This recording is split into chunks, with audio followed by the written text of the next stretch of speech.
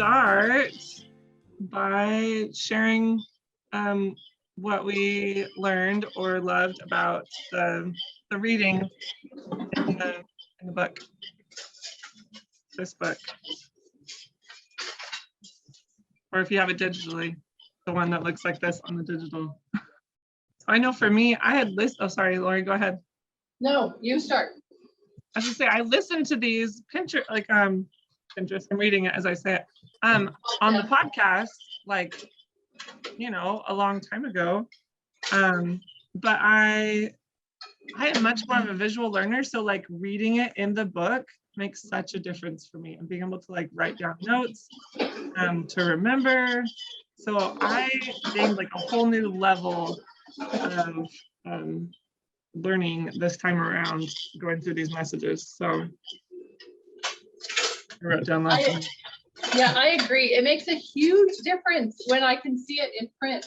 I mean, even if it's just on my computer screen or whatever, but to see it and read along with it too. But I love having the books because I like to mark, underline, you know, all that stuff. So I just am loving it. I'm learning so much more.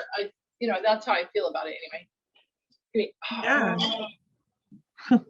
Yeah, I totally agree. I feel like it's kind of like conference talks. Like you get one level when you listen and take notes, and then when you can like sit and read it and see the words, it's like a whole nother level. Yeah. So that first story about the Pinterest fail mom, she talks about, what's her name? Susanna. Oh, Wesley. Oh my gosh. I wrote so many times in my book, I can't even imagine her life. Hold on just a second. I gotta go take care of a kid thing. You guys keep talking. Yeah, no worries. No, can you imagine being that mom with having the life that she had? It sounds miserable, absolutely horrible, such a difficult life. And yet here comes John Wesley out of that, out of her just continuing to be a loving, devoted, good mother, determined to bring her children up right. That's just amazing to me. It's just incredible. I'm putting away dishes and cleaning, so you guys got to keep talking. I actually have a friend like that. Oh, I don't know. I have a friend, she lives around the block from me, and her house is always immaculate. Like, I don't know how it's humanly possible to have a house so clean and organized when you have kids. And I don't know, I feel like it's a constant struggle. Like, I like a clean house, but I also, you know, want my kids to have fun, and I also want my house to look like kids live there, you know. But I also think it comes down to just like, I don't know, what's important in your life, you know. And she's a really great friend of mine, but we parent very differently, and we just have different like priorities, you know. Like for me, like, that's cool. For me, going to like taking my kids to church and teaching them about the gospel and having them learn about work. We work first and then we play, and you know, just Christ-like attributes and loving reading, and you know, teaching them all the art, stories, nature, art, you know, poetry, all that. And my friend is like a very fly by the seat of your pants. Life is about having fun, and they're always like, she always makes it seem like they're just having so much fun, and they're like the coolest family ever, and like they've got it all put together. But like the education is like kind of low on the list for her, and they have quit going to church, and my daughter one time came home and asked me, "Mom, are we Mormon or are we Christian?" And she was playing with this friend who is LDS, you know, and also I was gonna tell you guys about this later, but this weekend we're going, Lindsay and Lori probably have heard of the Pageant of the Masters down in Orange County. It's like it's hard to explain, but I'll send you some pictures while I'm there. But it's like a live, like art. So they have like a stage and they set up this art, like a painting, but there's like live people in it. But you're like, is that a person or is that the painting? Like, it's really, I don't know. It sounds weird, but it's really cool. And I was telling them like, yeah, we're gonna go do that this weekend because we're celebrating an anniversary. And she's like, I know it sounds weird. She's like, yeah, that doesn't sound fun. So like anything that has to do like church, like education, art, like classical music, anything like that, she's like, totally turned off to, like won't even like, yeah, that sounds dumb, like, and so I think it's just like the perception though, because she's all about like looking like her house is all put together and like having fun, but it all just comes down to like the Pinterest fail mom in that story, like, her kids had a great life and she like took care of them and everything, and they learned what they needed to learn, without having that like picture perfect life, so yeah.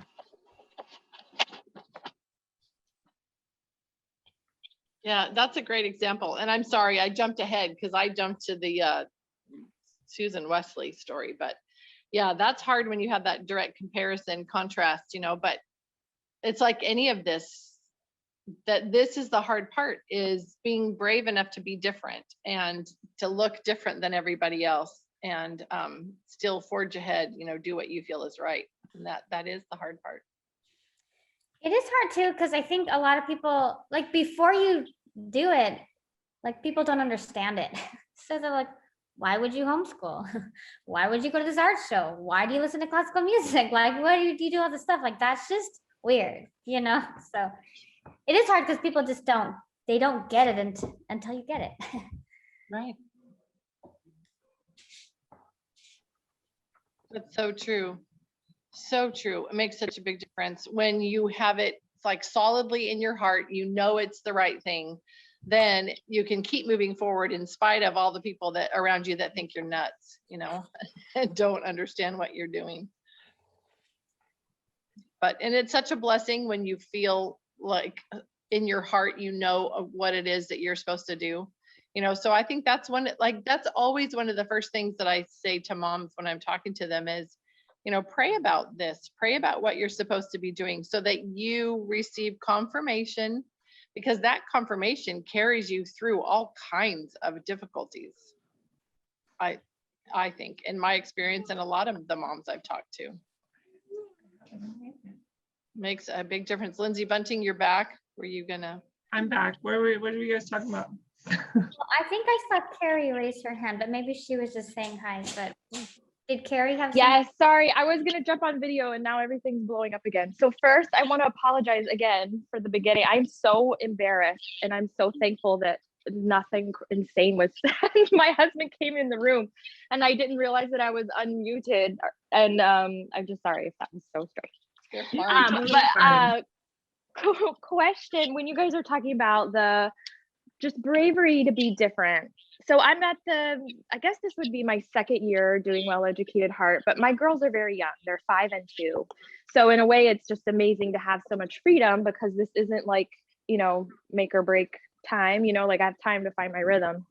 But even just talking about seeing the differences in your kids and other kids with this way, is that I feel like my daughter is very, and it could just be her personality. She's 5, but she's very whimsical in comparison to other kids that I feel like are just like more serious.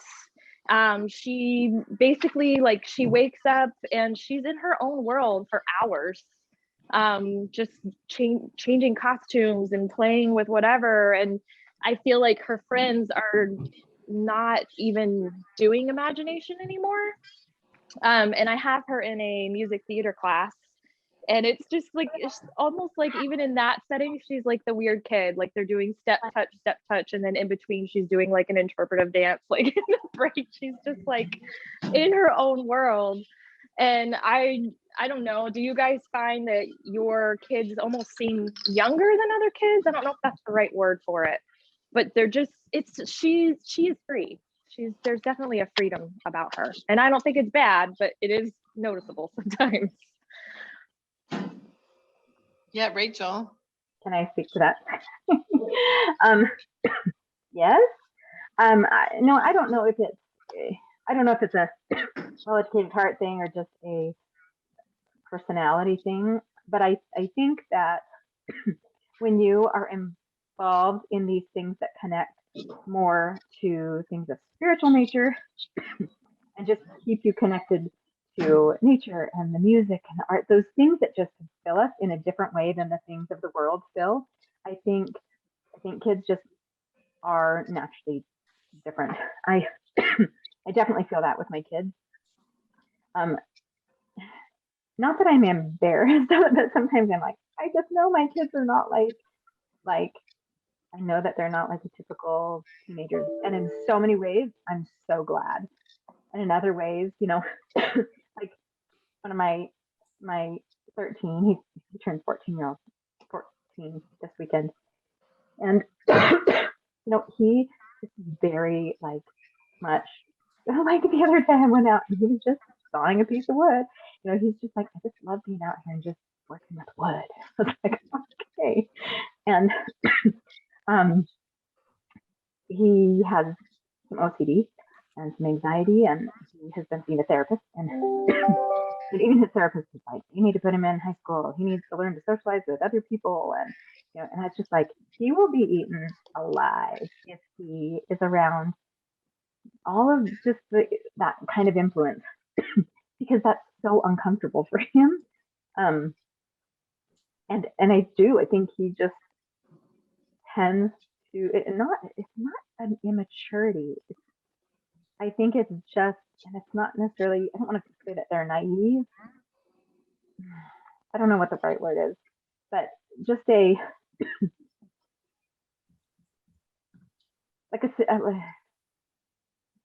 somebody have a good word? I like that Yes. thought of maybe of just like an innocence, like the innocence Yeah, is thank you. protected. Yeah. And I think Yeah. that's beautiful. Yeah, that they just live more innocent lives in general. And so I say embrace that and let it's just so crazy how much pressure there is in the world of just fitting in, when really when you get Absolutely. older, it's like the goal is to stand out. So why shouldn't we be proud and teach them to be proud, to stand out from the very beginning? But it can be hard.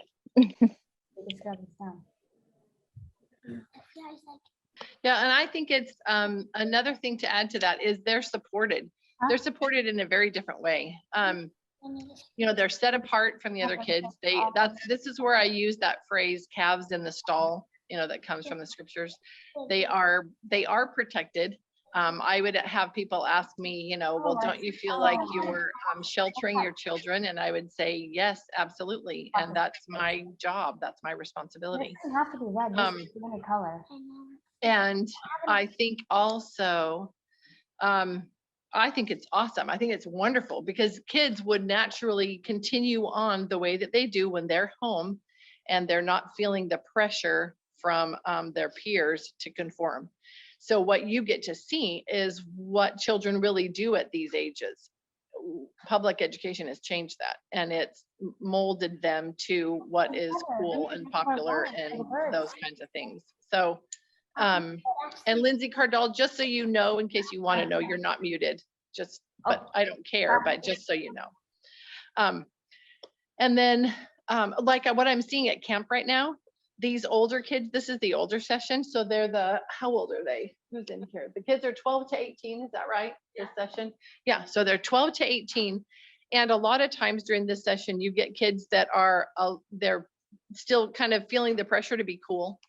And so they can't have too much fun, and they can't dance, they can't sing, they can't do any of the, but this session is full of awesome kids. They are out here and just having a blast. They're having so much fun. They're just not even thinking about that pressure to be, or to conform. And probably if their school friends saw them, they would tease them and make fun of them, whatever. But these kids are out here just having fun. That's what I love about what you were describing, Carrie, is your daughter's getting to be 100% who she is without any feeling of, is somebody going to laugh at me? Is somebody going to make fun of me?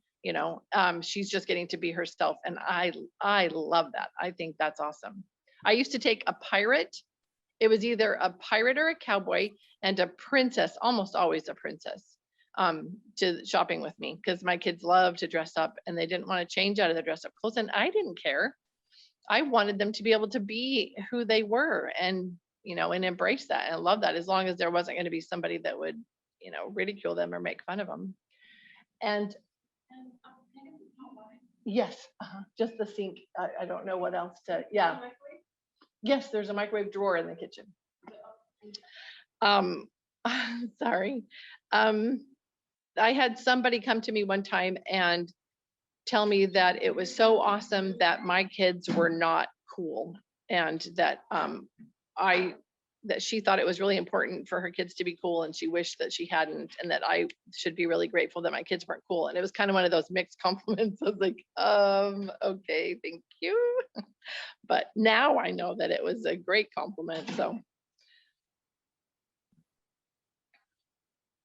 I also wanted to say, Carrie, that I think it's important for kids to be kids. Like, I like how Lori was saying, like, oh, our kids need to be cool. They need to dress cool. They need to act cool. They need to do all the sports everybody else is doing, and they, all that. But like, I don't know. Like, I don't know. The older I get, the more I'm like, no, don't grow up. I want you to do all. I want you to stay innocent and keep watching cartoons. You've got the rest of your life to watch these older kid whatever shows and all this stuff. And also, my friend I was just talking about, she like, I feel like she's like encouraging her kids to like grow up so fast, and I'm like, and like for her daughter's like 9th birthday, she took them to get massages, and I'm like, dude, I didn't get a massage till I was like 20. Like, they're too little, and like indoor skydiving. I'm like, I don't know. I just feel like they're just too young, and okay, just a minute. It's important for them to like just be kids and explore and do things that kids do, and just like learn, and just like play with bugs and dirt, and like, I don't know. I feel like that's important.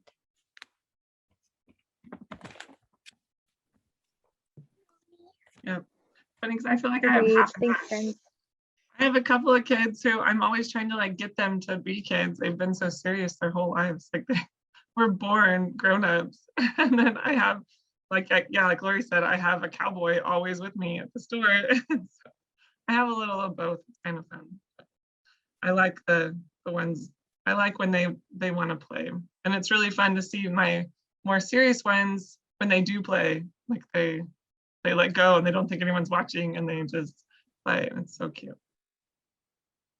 well, you get a bunch of older boys, for example, missionaries, when they had permission to do this, which they don't now, but they used to come over to our house on P days and have airsoft wars. And I never heard such screeching and screaming and, start running around and setting up barricades and doing all this stuff. And these are 19 to 22-year-old kids. And they were having a blast just being kids. And I love to see that. I love when we feel comfortable enough around the people in our lives that we can be ourselves and that we can just let loose and have fun. And there are certain situations that we can put ourselves in or put our children in where we don't feel comfortable enough to do that. So yeah, embrace it and let them be who they are. I feel bad when I interact with other moms in other settings, and I see them like calling their children out for doing something that's outside of the norm because it embarrasses the mom, and so she's like kind of like, hush, come sit down, don't stop doing that, that's weird, that's different, that's not what your peers are doing, or that's not. And that makes me feel so bad because you see the child just kind of be squashed inside. And there are times and places, right, when certain behavior is not appropriate, but when it's just kids being kids, try really hard to step back and have that wider perspective and enjoy when they're being imaginative and crazy and when they're just having fun being kids, because that's awesome. And you don't want them to lose that. The best husbands are the ones that know how to have fun still and that don't think they have to, be cool and be serious all the time. So you don't really want them to grow up. And moms, I always want to be more fun, be able to find that part of myself and not be so inhibited. So I think it's awesome. And anybody else, any comments? Oh, Rachel, go ahead, Rachel. I'm sorry. Oh, that's Lindsay, okay. I'm sorry. You just talking about the missionaries. It just reminded me when I was first married to my husband, we went to a friend's house and him and his wife had like a daughter that was 2, and we played hide and seek in the house, and it was so fun. It was the best ever. And I was like, I think we don't only need to let our kids be kids, like we need to be kids again, and we need to feel that and have those times. And that was really important for me too at that time, because I was like a stressed out college student, and I needed that. And it was so fun. It's such a good memory to look back on that. So, yeah. That's awesome. That's a great example. I love that. What fun people. Hang on, I'm gonna have to go, you guys. Hang on.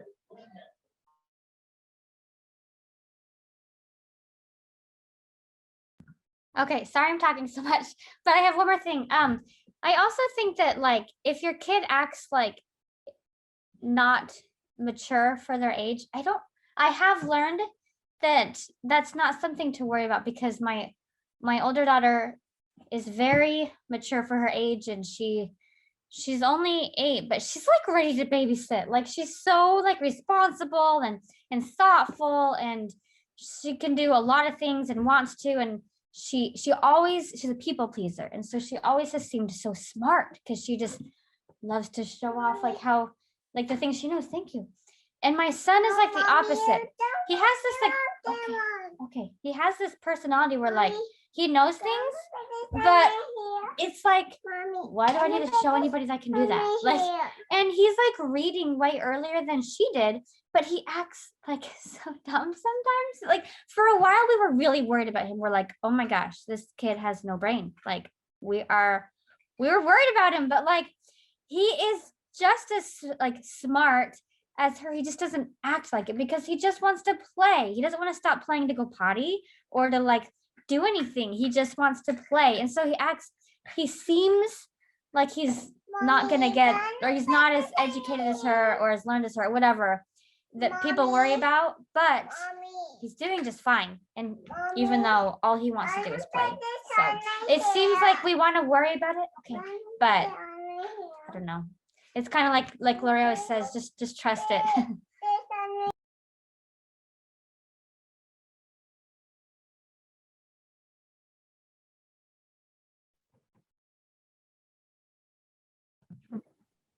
I think also that our kids surprise us, like that they will really surprise us as they grow and develop. I think sometimes we look at these stages and we're like, oh my gosh, is there any hope? because yeah, sometimes I have some that are like that too. And it's like,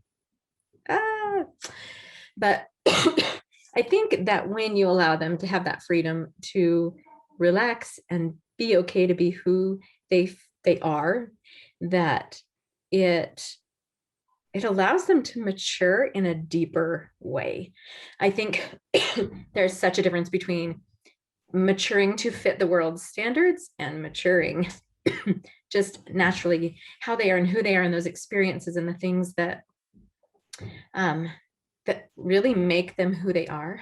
You know, when Lindsay, you were talking about your daughter and how she's just mature, and like I feel that's how my oldest was, my oldest daughter, just always very, you know, just good and mature, and just it was like ahead of her time in certain ways. And then when getting in with high school kids and people, I just realized, oh, she's like really different from them. Not that she's better or worse, but just like I could see the difference. And but then, yeah, again, some of my boys have been like, oh man, is this ever going to happen? But then they'll say things or share things or testify of things. And I just am like, wow, they really do have this amazing piece of them that I think is coming to that development and that maturity, but in a really like heartwarming way, in a deeper and more meaningful way than just accepting that maturity comes from what society makes us out to be.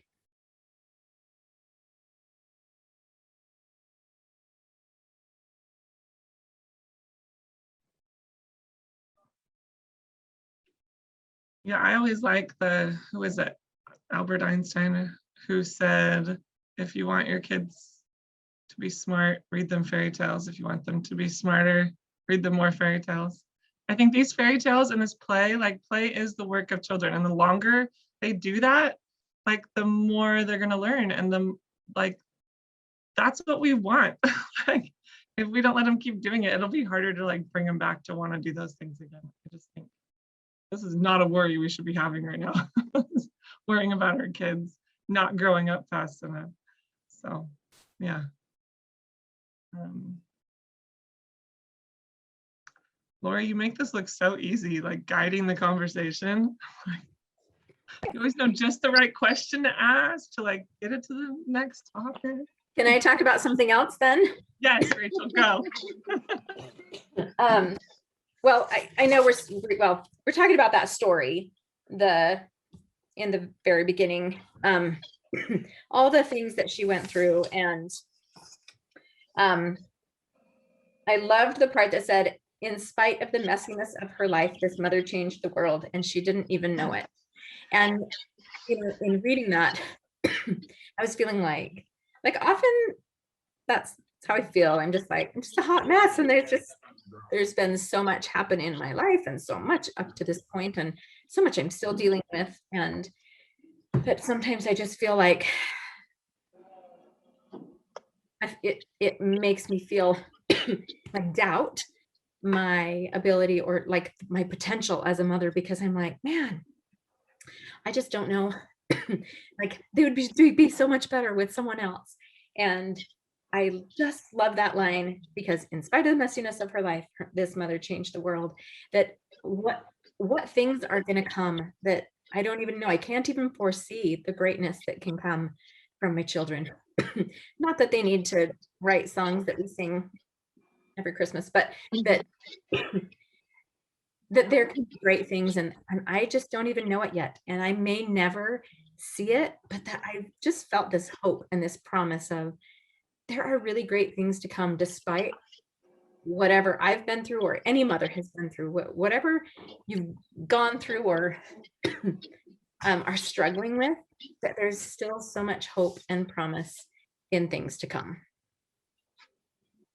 I love that, Rachel. I think that's so beautiful. And I loved that line also from this story. And I also loved near the end where Marlene said, what she said, anyone believing that the life of a woman dedicated to her family must be less than optimal cannot know the story of Susanna Wesley. And this was somebody else's summary of Susanna's life. Despite poverty, illness, a difficult marriage, difficult, that's a very easy adjective to describe that marriage, and heartbreak in endless forms, she used her intellect, creativity, time, energies, and will in such a way that can hardly be reckoned. The world in which we live owes much of the goodness in it to her life.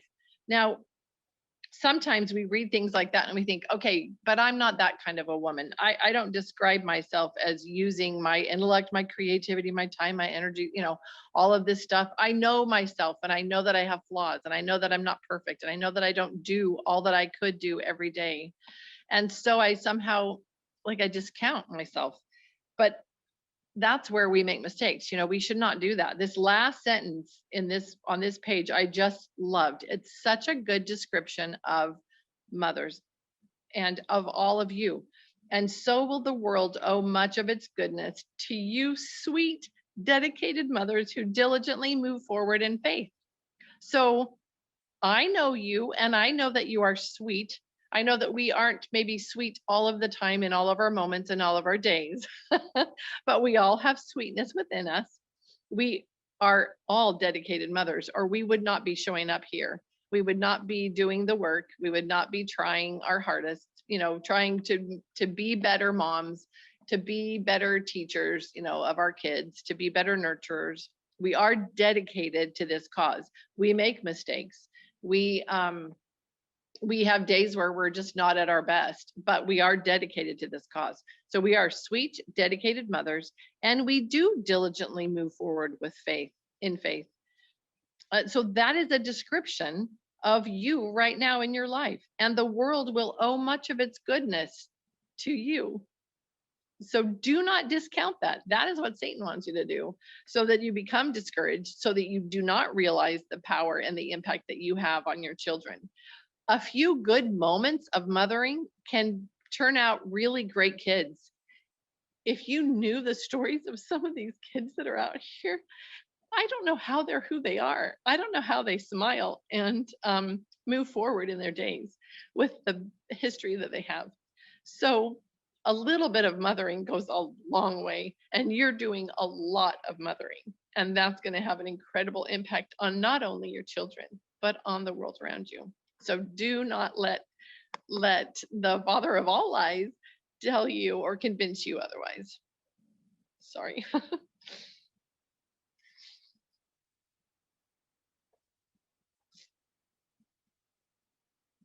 Okay, I love the title of the next one. Did you love it? You are not alone. Isn't that a great thing to remember? You're not alone. We feel it sometimes. There are moments, you go in and you're on your knees, or you're just saying a silent prayer because you feel alone and you feel overwhelmed, just because the work of a mother and a homemaker is tough, and it doesn't go away. But there were good messages in this too. Is there anything in this reading that stood out to any of you that you want to share? Yeah, Lindsay. I am like obsessed with this object lesson on the rocks and the sand. And then she says, so if you guys didn't read that, she did an object lesson. How did it go? The teacher, I forget how the story went, if it was like something she learned as a kid or something, I don't know. But that if you take a jar and you have a bunch of rocks and you have a bag of sand and you try to put the sand in first, then the rocks won't fit. But if you put the rocks in first, then the sand just kind of fills in around it and it all fits. And that even if all the sand, this is probably sounding crazy, even if all the sand doesn't even go in, if all you have in there is like a few precious gems, then that's more valuable than a bunch of sand. So I thought, even if all we do is just these 4 simple things that she talked about doing, we don't need to fill in all that sand. Like the jar could look empty to us or to, our plans, but if there's some diamonds and emeralds in there, like these gems of like fine art and learning poetry and listening to good music, if we put those things in our kids' jars, then the rest will just fill in.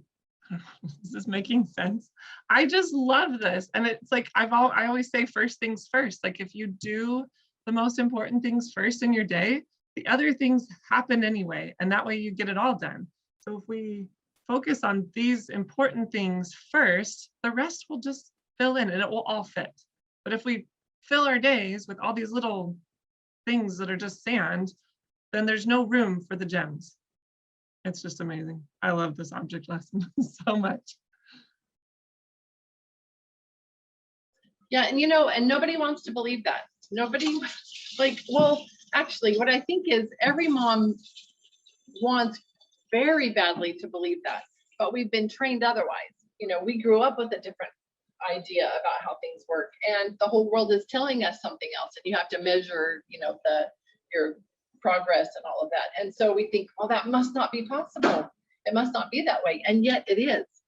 And truly, those are the gems. And I will tell you over and over again, if that's all you do is put a little bit of, music, art, storytelling, poetry, nature, if you put a little bit of that into your day with your kids, you sit, you like spend the time with them and do that with them a little bit here and there. That's all you need. That's all you have to do. Everything else will all work out, but that focus, putting that focus there, those are the gems. That is how you put those gems in there, and you really truly will reap those results. It's just, how do you convince a mom that that's the truth? I don't know. A way that I encourage myself about that is, I think if it was the opposite, if someone was doing all of these little things throughout every day about something or against a way that we believed, how that would absolutely freak me out. Like, oh my goodness, they're being inundated with this. this is gonna, you know, affect them so negatively. And that's just a way that helps me feel like, yeah, I am doing enough. I'm totally throughout every day having these little moments, and I know that it's making an impact because, well, I see it, but it's like when I think of it the opposite way, that really encourages me, just because I would be like, there's no way that I would allow this much inundation of something that I didn't agree with. And since she's giving all this goodness and all of these moments, I do believe that it's going to make a difference.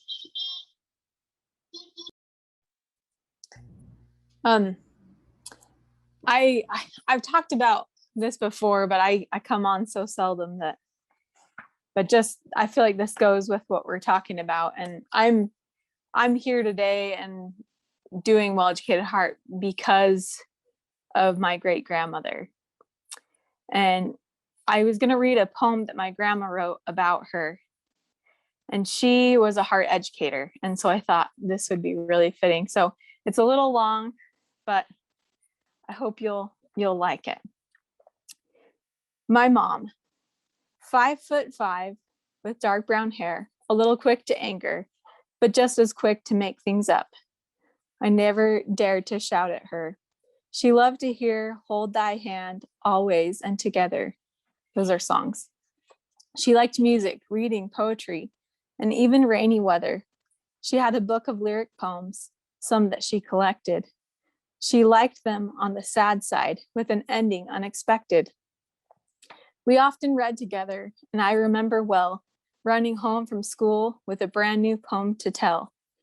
When we were little children, I think of all the books she read, we'd beg for one more story before we went to bed. Her love of little children was something to behold. She always had a finger play or a story to be told. Dirty dishes, unswept floors, beds that were not made, didn't bother mother much, nor father, I'm afraid. The things that were important included family, all your duties in the church, and to build a testimony. Mother was a convert to the church, converted by my dad, and sometimes had a problem breaking bad habits that she had. Whenever she got angry, 2 small words slipped in. The battle with her swearing she never did quite win. Mom had a childlike faith in God, of that we never doubted. She saw him once. She told us so. By then, her eyes were clouded. She laid in bed for 8 long years. She had MS, you see, but never once denied her faith. She called it her Gethsemane. She couldn't read or use her hands. Many times the tears would flow, or books unread, or things undone, or reasons we don't know. Oh, how I've missed her, and in my heart have said, please read me one more story before I go to bed.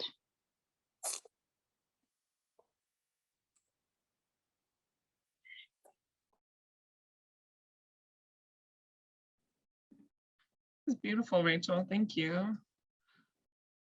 I think, Well, yeah, welcome. the things we remember about our mothers are not the, like, I don't know. Yeah. When you look back on the things, it's like the things they said, even like the times they would slip and say a swear word, and like those become like endearing things to us because of the love. It's like, it's all about love.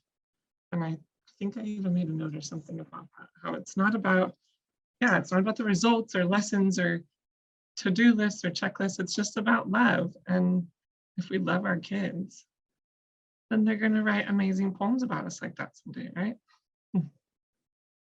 I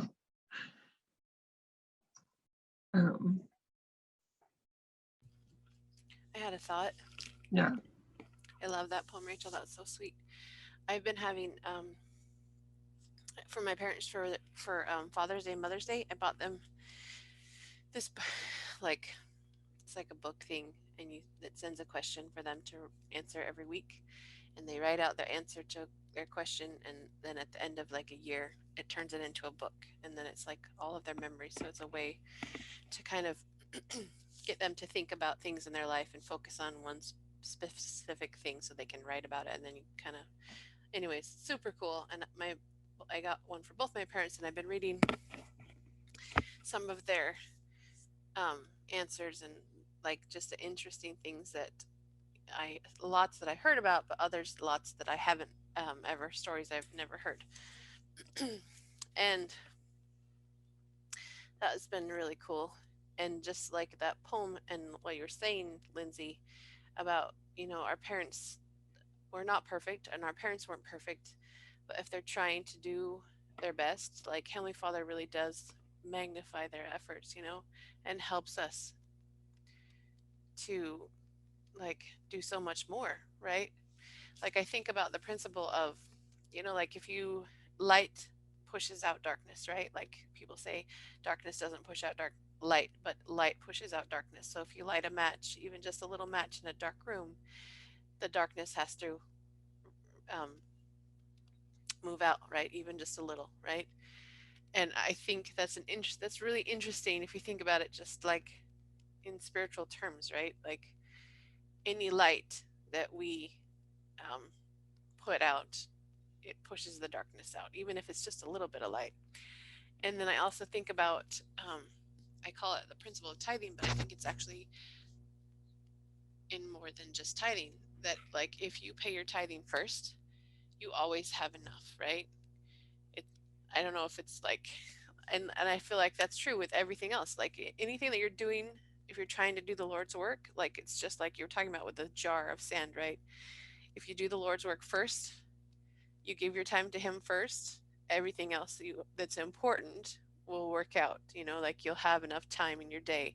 If you give your time in the morning first to like your prayers and scripture study, you'll have enough. If you go and serve in your calling, even if it's a little bit, you have enough for all the other things that are important. If you pay your tithing first, you always have enough.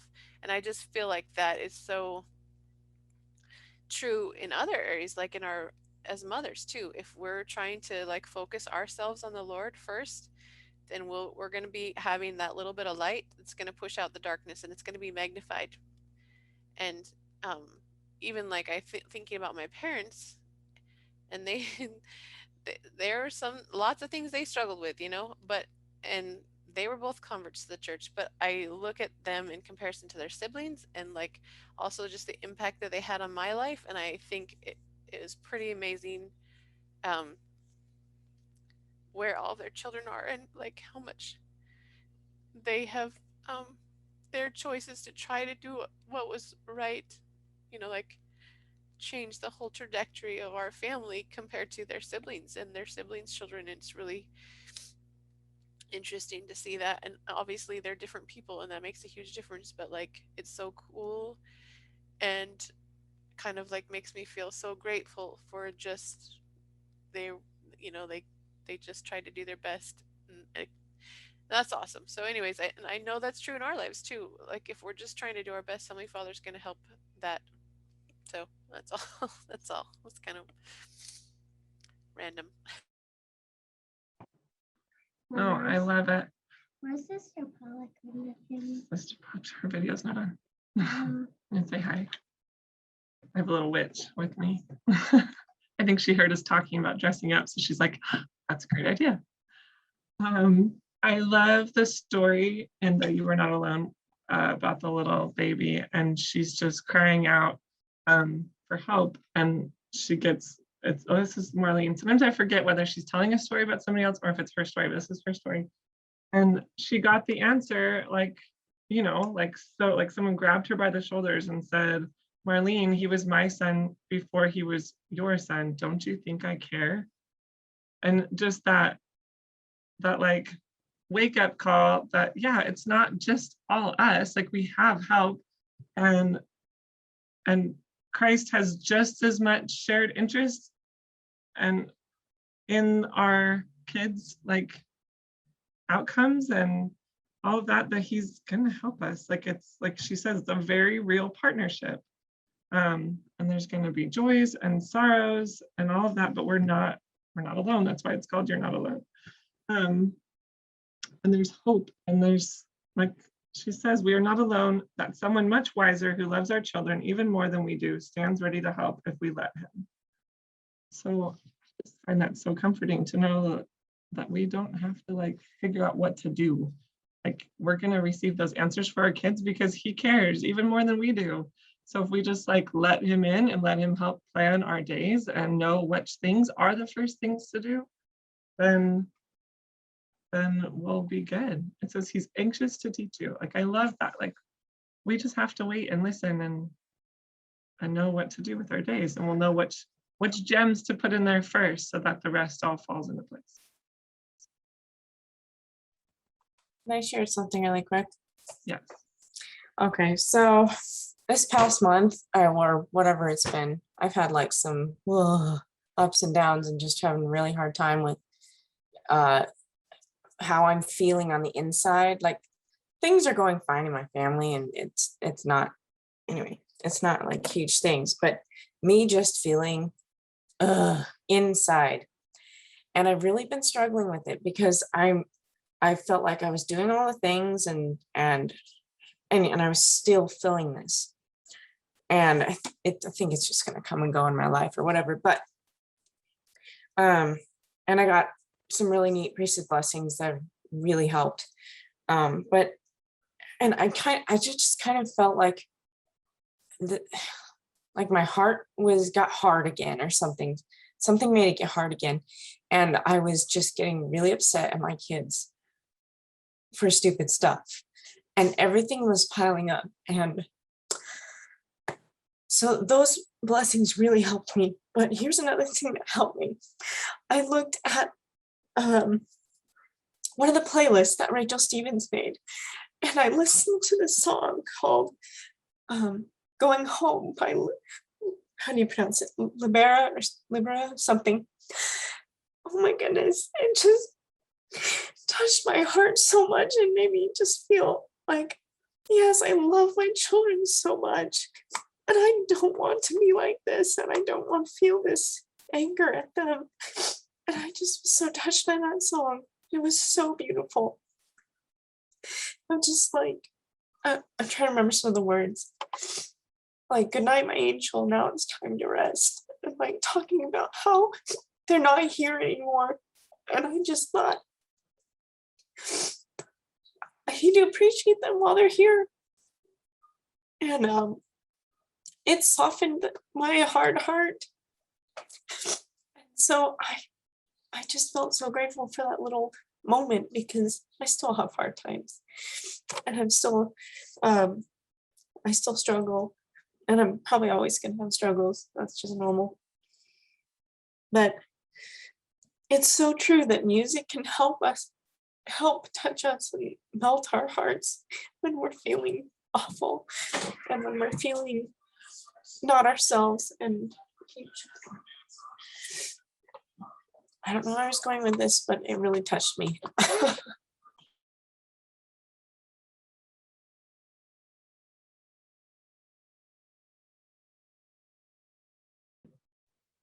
Thank you, Cadence. Cadence, Yeah. was it Going Home or Goodnight My Angel? I can't remember. I thought they were the same thing, but I don't know. I have to look. The one that says "Goodnight, my angel." Goodnight My Angel? Yeah. Oh, okay. That's really cool. I love that one. My dad used to play that. It's a Billy Joel song actually, but I really like Libra's rendition of it. So if you guys haven't heard it, it's a really beautiful one. Thanks for sharing that, Cadence. I'll have to get on and find it. I love Rachel's playlist on YouTube and Spotify. And I saw your post on Facebook, and it was a good reminder that we need to create our own playlist and pull from those resources, and like writing things down, it makes it our own. So that was a good reminder for me, because that's on my to-do list all the time. Make a Spotify playlist using Rachel's songs. But Cadence, you're not alone. I have felt like that for so long, like so long. And then I get like so down because I get mad at my kids, and then that makes me feel like so sad.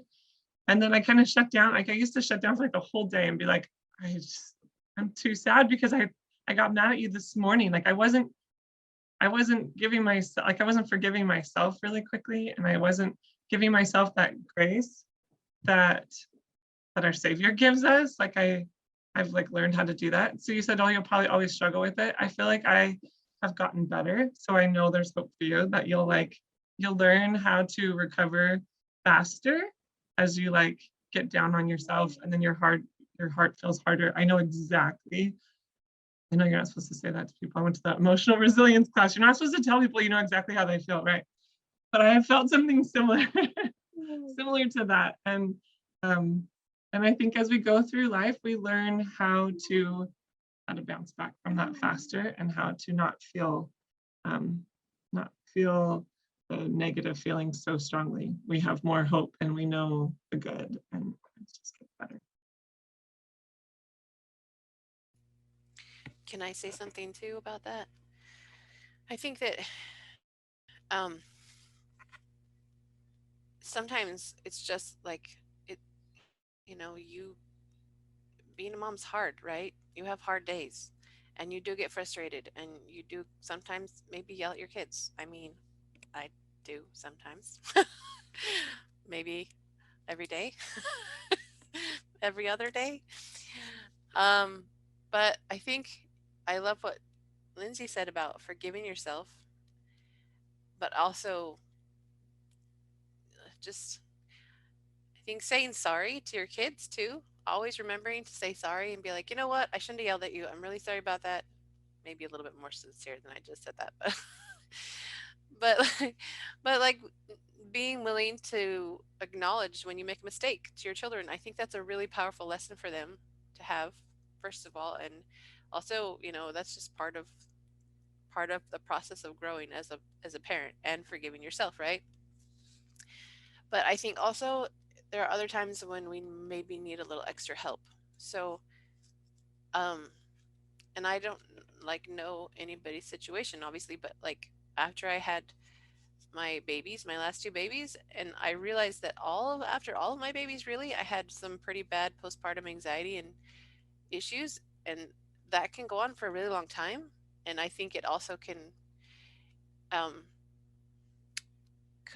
I think that you can have those same things happen just under a lot of stress, big transitions in your life, things that are happening, all kinds of stuff that's going on, like, you know well, with a new baby obviously, but like if you're moving, or you're starting school with all your kids and you're homeschooling, all those kinds of things can trigger all of that.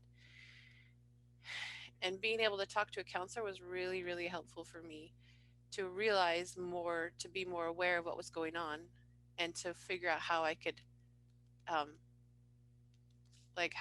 manage myself, my emotions better, and do something before I felt like I was out of control, because I get frustrated and upset with my kids, and sometimes I yell at them, but I feel that way more when I'm under a lot of stress, because I feel like it's just oozing out of me, right? And because of that, even though like Cadence, you're probably not dealing with postpartum stuff because right, but I realized that I had those a lot of those feelings that I have under stress I had with postpartum anxiety magnified a ton. And because of the counseling and talking to somebody, it helped me to realize things that I could do and to be more aware of it, so that I would deal with, like, even when I'm feeling stressed, learn how to deal with that better. And the one thing that is really, really, really helpful is like that breathing, like that, doing the Brooke Snow stuff, the meditation is really, really super helpful. And even just doing the breathing part, because sometimes that's all I can remember to do. But I'm like, I'm feeling stressed, I need to lay down here or just sit down here and do some breaths.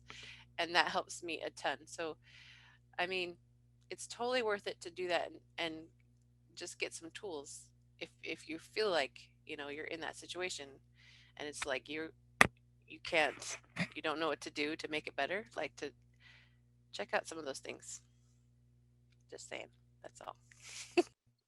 No, it's awesome to recognize that we have other tools, other resources, and that's so good. So yes, counselors, people we can talk to, the church's emotional resilience program that Lindsay put in the chat, Brooke Snow, meditation, and I, not to, but that Brooks, no, the podcast and the meditation have helped me so much. And I know they've helped several of you moms. And I don't know, I think she's coming about at a really great time. I keep meaning to mention her to Marlene and talk to her about that. Because I do think that Brooke is one of those resources that we have out there. So yeah, we are not alone. I love that whole section. And I'm sorry I missed part of it. I had to get the guys that are cooking lunch going outside. So but I loved the whole, at the end of this, I wrote down, I highlighted where it says, he wants me to succeed and wants you to succeed. These are his children. You guys probably talked about that, but I just love that. Someone much wiser who loves your children even more than you do stands ready to help. We just have to let him. So my notes say, invite him to help you, to direct and guide you, to walk with you, because he will. And while you guys were talking earlier and I was listening, I thought, oh my goodness, this is one of the ways that we develop a much deeper relationship with him, because I was thinking about how grateful I am for him walking with me as I raise my children and for them being where they are right now, and thinking, when I die and I get to hopefully at some point interact with, with him, with the Savior, I will feel this connection. Like, we worked together on this. This was a thing, you were my mentor and my helper and my, and I just had this very sweet picture of this relationship, a different relationship, because I have learned over many, many years to partner with God rather than just occasionally, get a little tip or two. So, and I would highly recommend the partnering versus the occasional tip or two. That's a lot better way to do that. I thought I was smart enough, I guess, that I just needed the tips earlier, but no, not at all. Anyway, sorry, Lindsay, I keep jumping in. No, don't apologize, you can. I had a thought. Oh, the other thing too is when we ask for his help and we partner, then to look for the ways that he is like linking arms with us. Like sometimes I ask for the help and then I forget to like look for how he is helping me. Then I feel like I'm still just kind of like doing this alone, like, and then I ask for more help, but I haven't actually given thanks for the specific things he's helped me with. So like even this week, I have a son that's particularly difficult this week. So I've asked for lots of help in like how to help him. And then I'll just kind of go about my day, and then I'll look back maybe a day later and go, oh my gosh, he totally made that happen for me. Like he put a friend in my path that was like, hey, can Max come over? And he will do those things. We just have to like make sure that we're aware that that is how he's helping. And then I feel like he's always going to be willing to help, but I think the more we recognize how he's helping, the more we won't feel alone. Like we'll have this strong testimony of all these times that he has helped us, and then feel a lot more comfort and confidence going forward, seeing that he's always there, even if it still seems hard. It's not going to be easier, but it's going to be more comforting. Because we're not alone. We're not alone. Right. And I love what Cadence put in the chat. And Cadence, I've had that happen multiple times where I have received a priesthood blessing. And yes, moms, if you're feeling that darkness or that overwhelming feeling, or just you're not feeling yourself, if you're struggling, ask for that blessing, because that gives him the opportunity to tell you what is real, what is really going on, and to dispel the darkness. And I've even had to, Brooke Snow talked about this in one of her podcasts about using the words to cause dark spirits to leave. And I've had to do that too. And I think that's not surprising because of the work that we're doing. And honestly, as I see each one of you, when you're out there and you're commenting on different, your Well-Educated Heart, and you're out there participating, you're posting something out there or on your own pages, or a comment on Well-Educated Heart, I think, yes, these women all have a work to do, and know that that puts you as kind of a target. And so you got to stay close to Heavenly Father, get those priesthood blessings when you need them, realize where the, the power comes from. And yeah, just realize that can happen, Cadence. That's a very real thing. And it makes a difference when you get out from under it.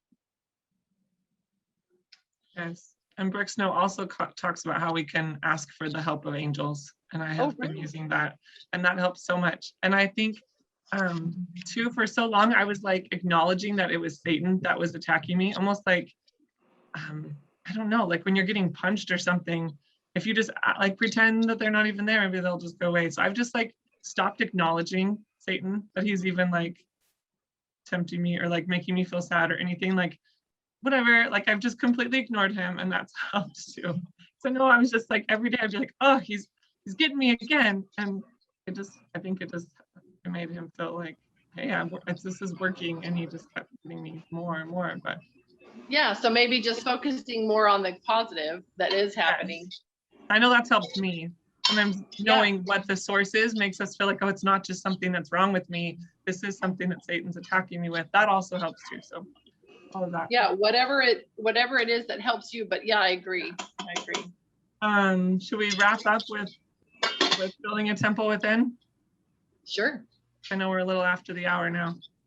Does anybody want to start sharing stuff about this? I mean, this is just so good. This is it. Like, I feel like this is why we do Well-Educated Heart, is this podcast, this talk, whatever you want to call it, right here. She just tells you this is why we do it.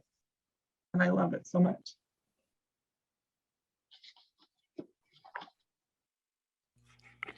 I just really love the part at the end. If you want your children to sing while they work, then sing while you work. If you want your kids to, she says, feed your heart. I can't emphasize this enough. If you want your children to sing while they work, you sing while you work. They need to work beside you so they can see what you're doing. They don't instinctively know how to organize toys. If you want them to love beautiful music, let them see you love beautiful music. But just like setting that example and having them see it, and that's really powerful.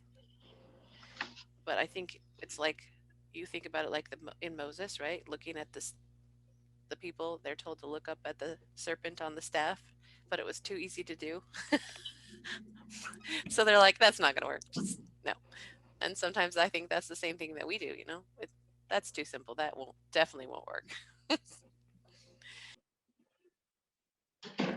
Also, can I say, I think that you need to say the way that you acknowledge Satan affecting your life makes a difference. Like if you say, yeah, Satan's getting me, but guess what? He's not going to win because I have God on my side, right? Or like I like to say, not today, Satan. And just like say it out loud, because I'm like, nope. And I think that makes a huge difference in how you go forward after that. Like instead of being like, oh man, he's beating me. No, don't say that. Don't think that. You're right. That makes a big difference. Because I did feel like I just was like, gosh, he's not even letting me get up. Like I felt like I wasn't winning that battle for a while. But yeah, you're right. If you're like, you're not going to win, it makes a big difference. Yeah, and I'm even thinking, yeah, I agree with all that, because that's what I had. Lindsay and I had a really bad week, but we focused the wrong way on that. And that was my fault, is what I was saying. And I think we learned, okay, there's a different way we need to do this. So that's true, Ida.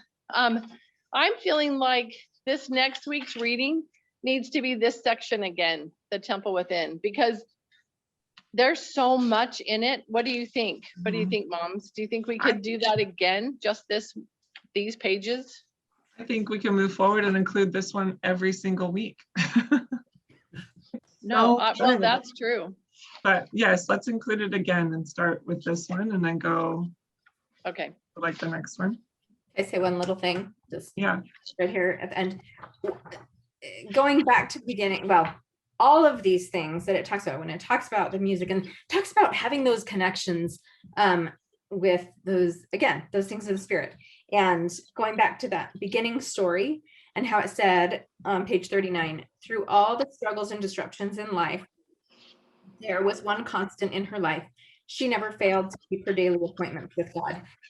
And I love that, because as I think about what that looks like for me and what all these other things that it talk about building that temple within, every single one is, where do we see God in those things around us? And I think sometimes we think of an appointment with God as doing one specific thing, but I think also it can be in looking for God in our life, like, and seeing him through these things that can bring our souls so much joy and help us be more sensitive to the Spirit. And that, you know, I think almost another question to ask aside from that is that, you know, where have we seen God in our life today? Where did we see him? Where did we encounter him, and how was he involved in our lives? Did we see him in music or dancing or watching our kids laugh, or, you know, where did we really see him and make those connections with the things that will help us be closer to him? Yeah, I like that. And I love that her children knew. They knew that she loved God, and they knew when mom like took her apron off, like she was going to have her appointment with God. And so I think another question we could ask ourselves is, do our children know how much we love God? Like how much we rely on him? No, I think that's wonderful. I think what you both said now is a perfect summing up of today's discussion. I think that was just beautiful. It took two of us to be Linnell. Just kidding. She is so good. Didn't quite do it like she does, but No, but it was beautiful. It was Lovely beautiful. Thank you. It was beautiful. Thank you, Lindsay, for hosting, Yeah. Can't helping do it me as out. I good as appreciate you. that. No, it's wonderful. Don't say that. It was wonderful. This is all beautiful. I think it's so important to remember that that doing these things, that music, art, nature study, poetry, storytelling, this is where all that comes into play. This is where you see God. This is where you feel his influence. This is what sustains your children. This is that's the pattern that is going to bring them the most chance for success. They get to choose, but that's going to build the best foundation. So Small and simple things. I think of like diamonds are small, yet so much more valuable than like the same amount of sand. So yes. Can small I and tell a simple quick things. thing? Yep. Yesterday we set our table. Okay, I don't know the rest of you are like, but mostly in our house we use paper plates sometimes. We hardly put the food on the table. It's like a drive-by kind of situation. And in Gordon Newfield's book, he talks about dinner time, and like it was Lindsay, and you're like little napkins, and I was like, you know what? We need to do that. That'll be so good. And so I told the boys, I got out like my Better Homes the Gardens cookbook, and I turned to the page. I'm like, this is how you're supposed to set the table. I know I've never taught you this before, but I need you all to set the table. And it was so cool. Okay. I mean, it was crazy because it was our first time, but it was like, this was good. And I'm so excited. And I was like, that was just a small thing, but it made such a difference in the feeling of our dinner. And I was like, thanks. Yes. So there you And your girls too, if they're creative, like then you could just say, you could set it however you want. My oldest daughter loves to just like make the table look different every night. She'll ask, what are we having for dinner? And if it's like Italian food, she'll try to, do I set something. up like that. Yeah, I don't know, like get creative with whatever type of food we're having. It's going to take me some time to get there. I'm going to start with the basics. Yeah, just start small and simple, Yeah, and I'm so excited for your girls coming. I think about it all the time. All right. Anything else, ladies? Okay. I love you all so much. All right. Have fun, Lori, out there at camp.